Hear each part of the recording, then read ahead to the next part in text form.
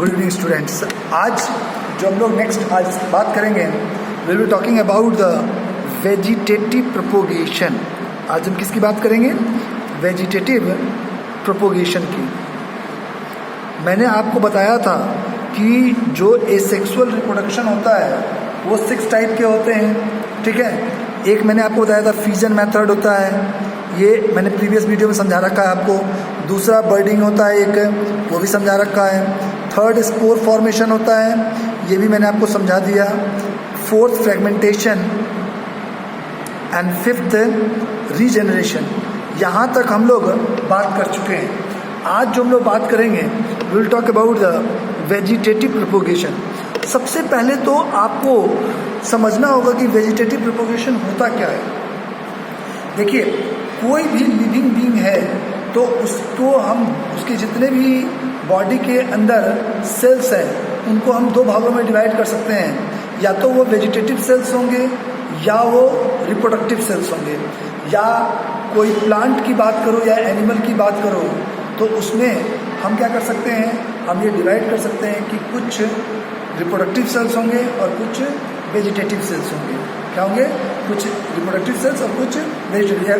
Plant की बात कर रहे हो आप तो ऐसे इसमें समझो, जैसे प्लांट होता है तो प्लांट के टोटल 4 पार्ट होते हैं। कितने पार्ट होते हैं?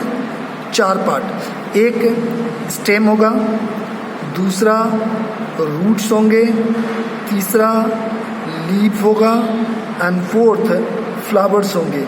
यही 4 चीज़ें होती हैं प्लांट के अंदर, 4 पार्ट होते हैं, ठीक है। प्लांट पार्ट की बात कर रहे हैं, 4 पार्ट हो गए। इनमें जो आपका फ्लावर है, फ्लावर जो है ये रिप्रोडक्टिव पार्ट है। ये क्या है? ये रिप्रोडक्टिव पार्ट है और यही फ्रूट्स और सीड को फॉर्म करने के लिए रिस्पॉन्सिबल होता है। लेकिन जो ये 3 पार्ट हैं ये कॉमनली रिप्रोडक्शन में पार्टिसिपेट नहीं करते हैं। ये रिप्रोडक्शन पार्टिसिपेट नहीं करते हैं तो इन्हें हम कहते हैं वेजिटेटिव पार्ट। ये कौन से पार्ट हो गए? Vegetative part. तो कोई भी लिविंग बीइंग होगा तो उसके पूरे पार्ट को हम 2 भागों में डिवाइड पार्ट कर सकते हैं। एक तो रिप्रोडक्टिव पार्ट और दूसरा वेजिटेटिव पार्ट, ठीक है।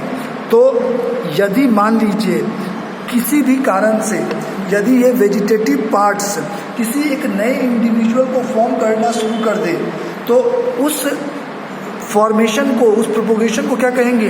Vegetative propagation.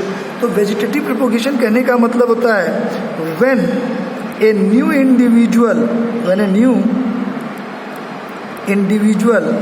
Is formed by the vegetative part of the plant, by the vegetative part of plant.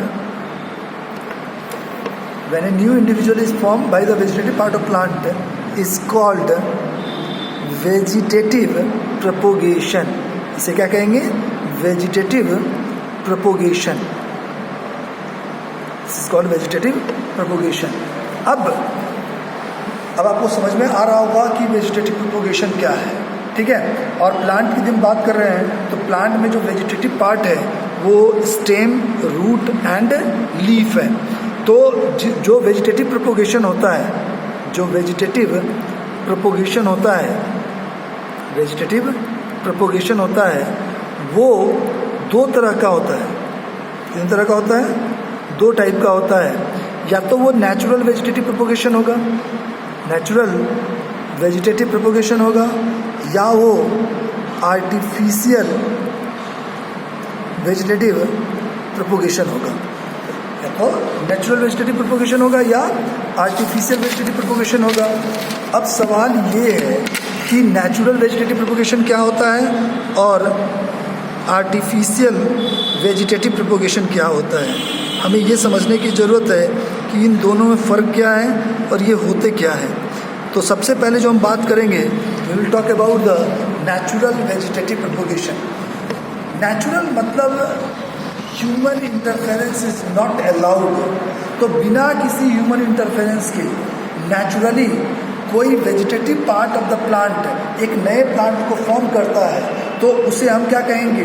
Natural vegetative propagation, ठीक है। तो मैंने आपको कहा नेचुरल वेजिटेटिव प्रोपोगेशन क्या है? When without any human interference, without any human interference, when a vegetative part of the plant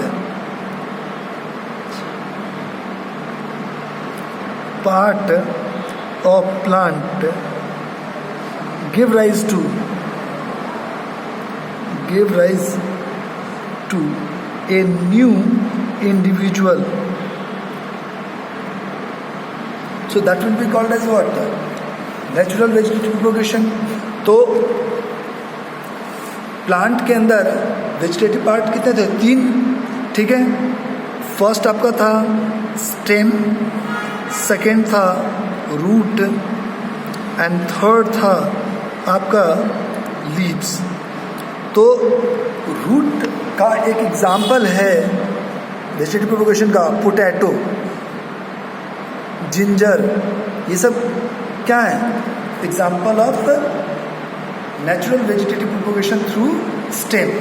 अब देखो इसमें कैसे होता है समझो. पोटैटो एक स्टेम है या रूट है? स्टेम है, ठीक है. हम इसे स्टेम क्यों कर रहे हैं पहले ये भी समझ लीजिए.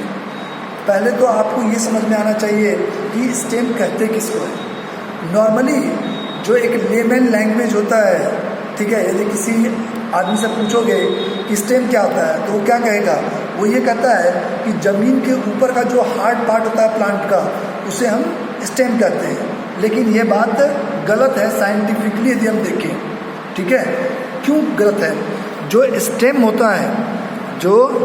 होता है उसका साइंटिफिक डेफिनेशन ये होता है कि ऐसा कोई प्लांट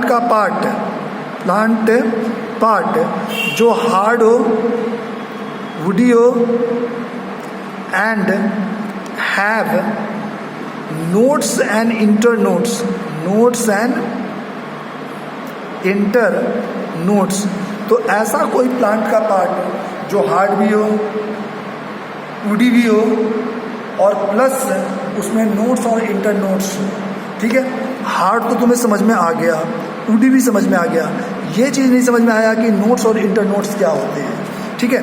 जैसे मान लो ये एक प्लांट है, तो इस प्लांट में मान लीजिए यहाँ एक ऐसे लीफ आया, फिर एक लीफ यहाँ आया, ऐसे लीव्स आते हैं.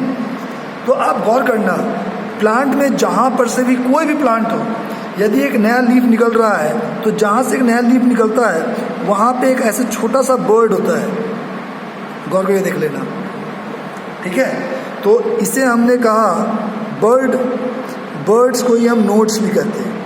बर्ड को या नोड्स को बात एक ही है. ऐसे ही ये भी नोड्स हैं. तो इन दोनों नोड्स के बीच का जो डिस्टेंस है इसे हम क्या कहेंगे? इंटरनोड्स. कोई भी ब्रांच यदि प्लांट में होता है तो जैसे मान लो ये लीफ टूटा, तो ये जो नोड्स हैं यही नोड्स स्टेम को फॉर्म करता है. कभी भी ऐसा नहीं होगा कि ये नोड्स यहाँ है, यहाँ नोड्स, इसके बीच में से कोई ब्रांच निकल जाए, ऐसा नहीं हो सकता है. ब्रांच हमेशा इन नोड्स से ही निकलेगा, ठीक है. तो जो इसमें फिर स्टेम में ब्रांचेज निकलते हैं, ब्रांचेज से लीफ आते हैं, फिर उसमें फ्लावर खिलते हैं, फ्रूट्स खिलते हैं. क्योंकि अब सवाल ये है कि ऐसे ये जो नोड्स हैं इसमें आखिर ऐसी खास बात क्या होती है जिस कारण से ये एक स्टेम, लीफ और फ्लावर को फॉर्म करने के लिए रिस्पॉन्सिबल होते हैं. ये जो नोड्स होते हैं दे हैव, यहाँ पर have undifferentiated mass of cells. Undifferentiated mass of cell. Undifferentiated mass of cell कहने का मतलब क्या होगा? अनडिफ्रेंशिएटेड करने का मतलब वो कोई स्पेसिफिक काम नहीं कर रहा होता है. जैसे देखो ह्यूमन बींग्स की बात करें तो ह्यूमन बींग्स जो होते हैं वो एक सिंगल सेल से डेवलप होते हैं, जाइगोट से. तो जाइगोट डिवाइड होता है, बहुत सारे सेल बनते हैं. फिर उसमें से कुछ सेल्स होते हैं जो बोन बनाते हैं, कुछ सेल्स होते हैं जो मसल्स बनाते हैं, कुछ सेल्स होते हैं जो स्किन बनाते हैं. तो वहाँ पे डिफ्रेंसिएशन होता है, ठीक है. तो शुरुआत में जो जाइगोट डिवाइड हुआ और खूब सारे सेल्स बनाया तो वो सेल अनडिफ्रेंशिएटेड थे या डिफ्रेंशिएटेड? अनडिफ्रेंशिएटेड. फिर उन्होंने डिफ्रेंशिएट हुए. डिफ्रेंशिएट होने का मतलब होता है start performing a specific function. तो बोन अपना काम कर रहा है, मसल अपना काम कर रहा है, तो सब एक स्पेसिफिक फंक्शन परफॉर्म करना शुरू कर दिया कि नहीं, ठीक है। और एक बार जब डिफ्रेंसिएशन हो जाता है तो फिर वो वही स्पेसिफिक फंक्शन को परफॉर्म करना शुरू कर देता है और सेल अपने डिवाइड करने की जो प्रॉपर्टी होती है वो खो देता है, ठीक है। तो यहाँ पर जैसे ये नोड्स हैं तो इनमें से ही ब्रांच निकला। अब एक बात बताओ, हमने कहा कि आपको कहा कि पोटैटो जो है, जिंजर जो है वो एक स्टेम है। यदि आप गौर करो, मान लो ये पोटैटो है, तो पोटैटो हार्ड होता है या सॉफ्ट होता है? हार्ड होता है। ऐसा नहीं कि छुओ और पचक जाएगा, ऐसा नहीं होता है, हार्ड होता है, ठीक है, वुडी टाइप का हो गया।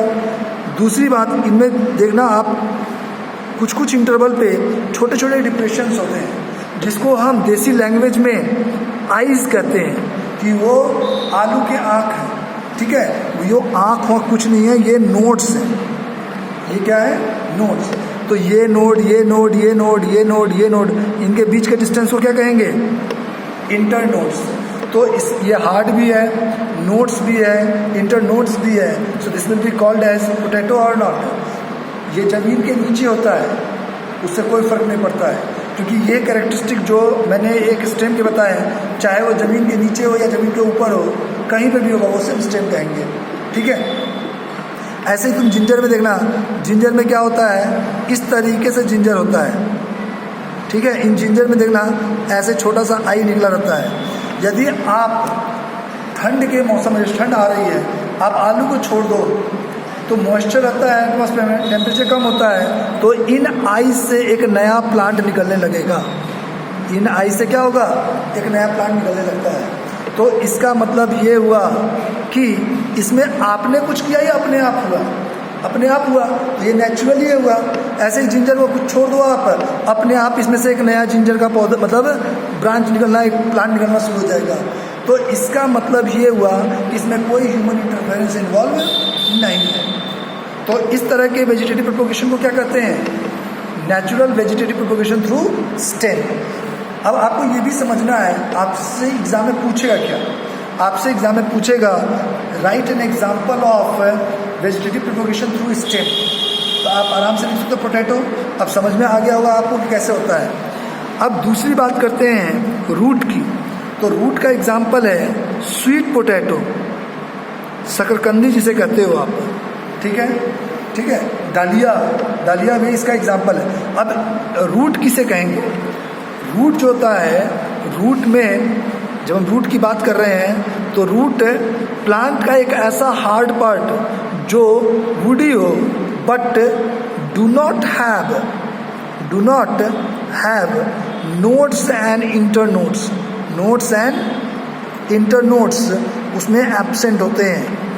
तो यदि तुम स्टेम और लीफ को, रूट को देखो तो केवल फर्क यही होता है, उनमें नोड्स और इंटरनोड्स नहीं होते हैं। अदरवाइज वो भी वैसा ही होते हैं, उनका भी स्ट्रक्चर वैसा ही होता है जैसा स्टेम का स्ट्रक्चर होता है, ठीक है। तो जो स्वीट पोटैटो होता है या दलिया है, तो डलिया है, तो ये जो एग्जाम्पल्स हैं ये रूट्स के एग्जाम्पल, इसमें नोड्स और इंटरनोड्स आपको दिखाई नहीं देंगे, ठीक है। तो उनमें स्वेलिंग्स होते हैं, वो डेवलप होके एक नए प्लांट को फॉर्म करते हैं। तो ये भी क्या हो गया, अपने आप होता है। स्वीट पोटैटो को एक छोटे ब्रांच काट करके रूट को आप डाल दो, it will develop into a new stem, ठीक है। अब तीसरा एग्जाम्पल क्या है? लीव्स का। लीफ का एग्जाम्पल है ब्रायोफाइलम।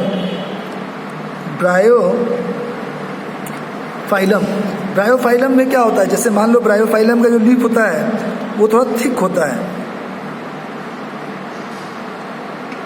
और इनके जो कॉर्नर्स होते हैं, इन कॉर्नर्स पे नोड्स प्रेजेंट होते हैं।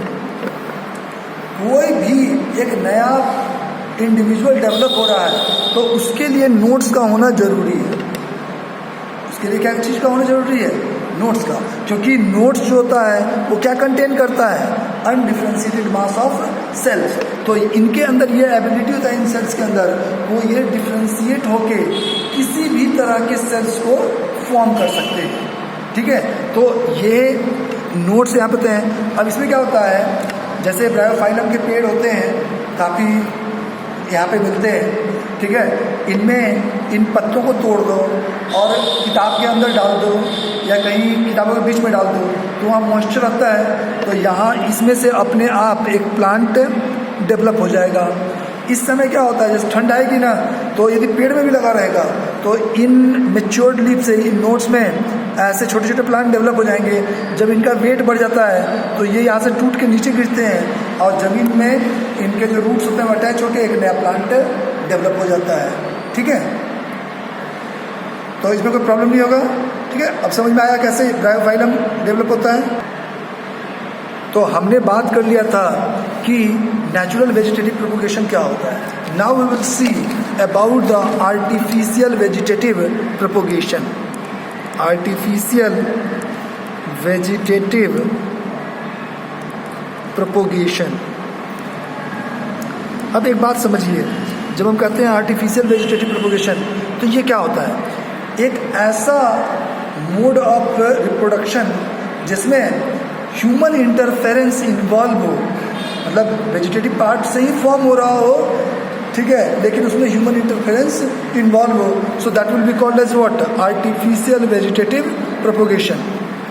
तो इसे हम ऐसे डिफाइन कर सकते हैं, the mode of propagation in which vegetative part of plant give rise to a new plant only when human interference is involved. Human interference is involved. जब तक ह्यूमन इंटरफेरेंस इन्वॉल्व नहीं होगा तब तक वो कभी भी एक नए प्लांट को फॉर्म नहीं करेगा। इसमें 3 मेथड आता है। आर्टिफिशियल वेजिटेटिव प्रोपोगेशन जो होता है वो 3 तरीके से होते हैं। कितने तरीके से? 3 तरीके से। या तो कॉमनली जो है, या तो उसे हम कहते हैं कटिंग मेथड, या लेयरिंग मेथड, या ग्राफ्टिंग मेथड।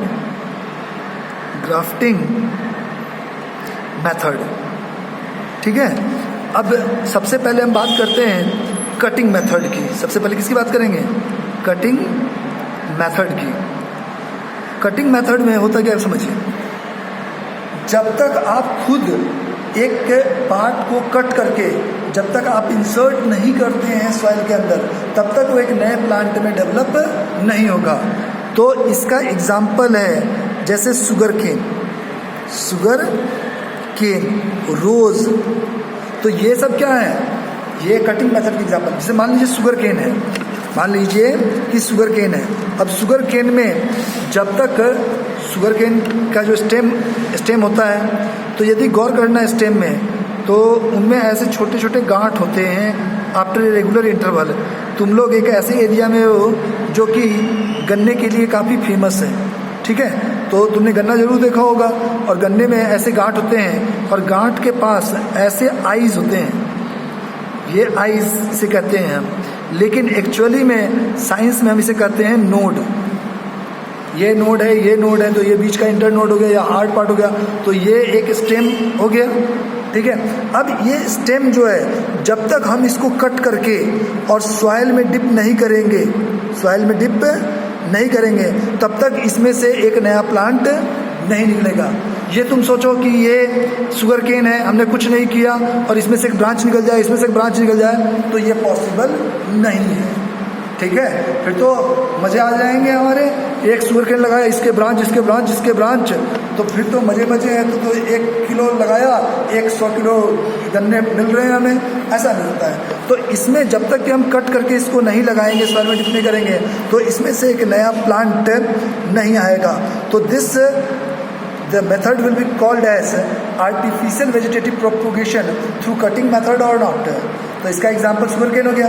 ऐसे ही रोज में, जैसे मान लीजिए रोज का स्टेम है, जब तक आप इसको कट करके और डीप सॉइल में, मॉइस्ट सॉइल में आप इसको नहीं डिप करते हो, तब तक क्या वो एक नए प्लांट को फॉर्म करेगा। लेकिन जैसे ही आप इसको कट करोगे, ये मान लीजिए रोज का स्टेम है, आपने इसको कट किया और कट करने के बाद उसको मॉइस्ट सॉइल में डाला। तो जैसे मान लीजिए ये मॉइस्ट सॉइल में डाला, यहाँ पे ये सॉइल है, डाल दिया, तो आप क्या देखेंगे यहाँ पर इसमें से अपने आप रूट्स निकल गए। तो ये एक नए प्लांट में डेवलप हो गया कि नहीं हो गया। तो इस तरीके से यदि हम एक प्लांट को डेवलप करते हैं तो उसे हम कहते हैं कटिंग मेथड। तो कटिंग मेथड का एग्जांपल समझ में आ गया, आपको याद रहेगा, ठीक है, इसमें कोई प्रॉब्लम नहीं है। दूसरी बात हम करते हैं लेयरिंग मेथड की।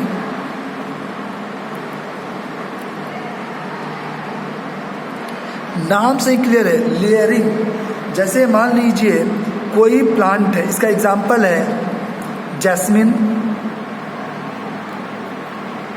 ठीक है, बोगनविलिया, एक फ्लावर होता है बोगनविलिया, ठीक है, इतने लाल लाल से फूल होते हैं बोगनविलिया के। अब इसमें क्या होता है, जैसे मान लीजिए जैस्मिन का कॉमन प्लांट है जो हमारे आसपास में मिलता है, उसके जो स्टेम होते हैं वो बहुत सॉफ्ट होते हैं, इस तरीके से प्रेजेंट होते हैं, ठीक है।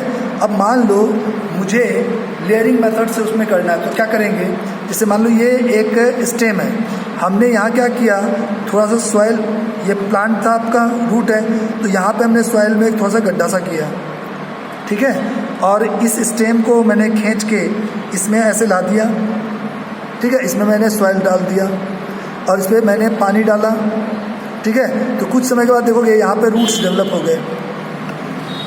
अब मैं यहाँ पर इसको यहाँ से डिस्कनेक्ट कर दूँ इस प्लांट से, तो ये वाला प्लांट, ये जो पार्ट है, ये एक नए प्लांट में डेवलप हो जाएगा कि नहीं हो जाएगा। So this method will be called as what, layering method. यदि मान लो कोई पार्ट हार्ड है, जैसे इसमें तो सॉफ्ट था, इसका एक एग्जांपल गुआवा तो समझ में आता है। गुआवा की बात करें, इसमें क्या होता है, जैसे मान लीजिए ये एक गुआवा का ब्रांच है, तो गुआवा के ब्रांच इतनी फ्लेक्सिबल नहीं होता, इसको मोड़ के आप सॉइल में डाल दो, तो वहाँ क्या करो, मॉइस्ट सॉइल लो और ऐसे रख दो, और इसके चारों तरफ पन्नी एक डालकर, पॉलीथीन डालकर उसमें ऐसे थ्रेड से बांध दो कि वो पन्नी ना निकले, ठीक है, और टाइम टू टाइम इसमें पानी डालते रहो, ठीक है। कुछ दिन के बाद देखोगे कि इसमें से ऐसे ब्रांच निकल गए, सॉरी, या इसमें से रूट्स निकल गए। इसके बाद मैं यहाँ से इसको डिस्कनेक्ट करके और फिर मैं ये एक नए प्लांट में डेवलप हो जाएगा कि नहीं हो जाएगा। तो तुम देखना नर्सरी में से जो आते हैं बेचने के लिए आपको पौधे, तो उनमें क्या होता है, इतने बड़े बड़े प्लांट्स होते हैं, उनमें फ्लावर लग रहा होता है, ठीक है, और उनके रूट्स केवल इतने से एरिया में प्रेजेंट होते हैं। वो सब इन्हीं सब मेथड से तो डेवलप किए जाते होंगे, कटिंग मेथड से, लेयरिंग मेथड से, तभी तो इतना बड़ा, इतना मान लीजिए हमने एक बड़ा सा स्टेम ले लिया, लेकिन यहाँ पे इतने छोटे से पार्ट को जब हमने डिप करेगा तो इतने में तो रूट रहेगा, तो छोटे से पार्ट में रूट रहता है, तो वो सब आर्टिफिशियल वेजिटेटिव प्रोपोगेशन के थ्रू डेवलप किया जाता है, ठीक है। तो इसमें कोई